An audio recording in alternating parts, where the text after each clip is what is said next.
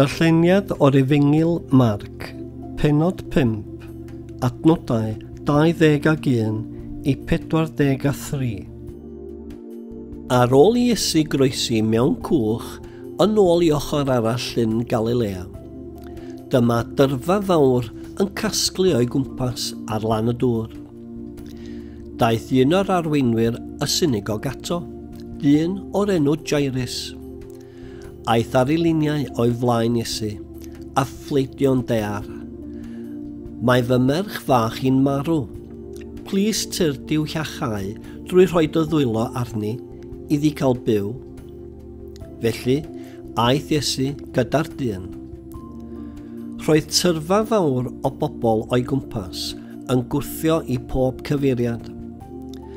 Yn ei canol, roedd gwraig oedd wedi bod â gwaedlif arni ers 12 mlynedd. Roedd hi wedi dioddef yn ofnadwy dan ofal llawer o feddygion, ac wedi gwario ei harian i gyd ar gael ei thrin, ond yn lle gwella roedd hi wedi mynd o ddrwg i waith.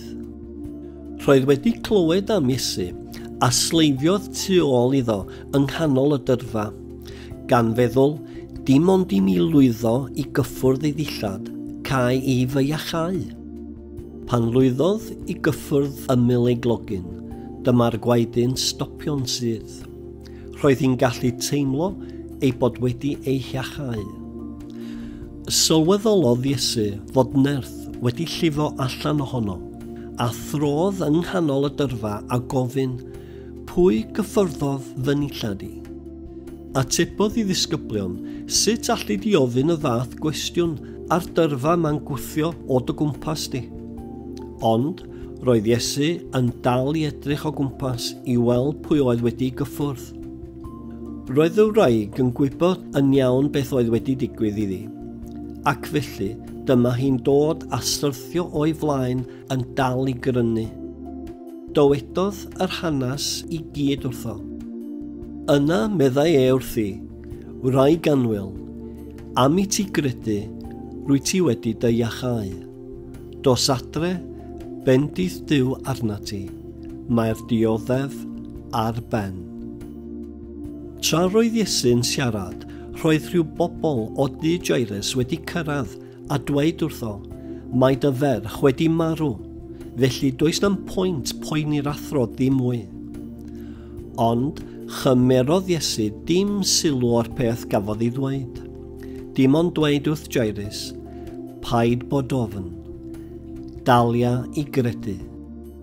Dim ond Pedr a Iago a'i frawd Ioan gafodd fynd yn ei blaenau gyda Iesu.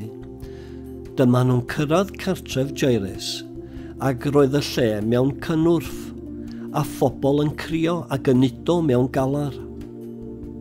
Pan aeth Iesu i mewn, dywedodd wrthyn nhw, beth ydy'r holl sŵn yma? Pam ydych chi'n crio? Dydy'r ferch fach ddim wedi marw, cysgu mae hi. Dechreuodd pobl chwerthin am ei ben, ond dyma Iesu yn ei hanfon nhw i gyd allan o'r tŷ. Yna, aeth yr tad a'r fam a'r 3 disgybl i mewn i'r stafell lle oedd yr ferch fach.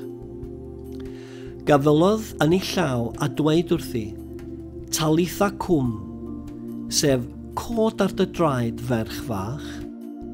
A dyma'r ferch yr oedd yn 12 oed yn codi ar ei thraed a dechrau cerdded o gwmpas.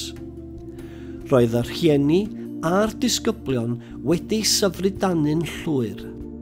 Rhybuddiodd nhw i beidio dweud wrth neb be oedd wedi digwydd.